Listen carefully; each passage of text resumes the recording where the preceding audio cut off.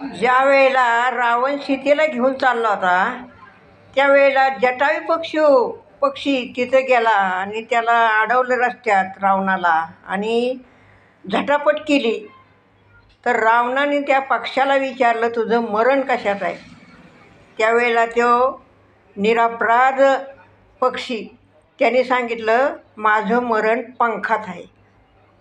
मग पक्ष्याने विचारलं त्याला, रावणाला, तुझं मरण कशात आहे? रावण खोटं बोलला.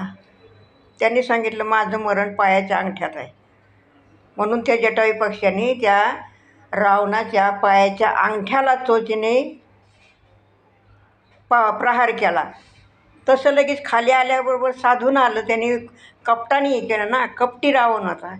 तर त्याने ते पंख त्याचे उपटले आणि तिथंच त्याला घायाळ केलं. अहो, तो पक्षी असून तो मदत करीत होता सीतामाईची.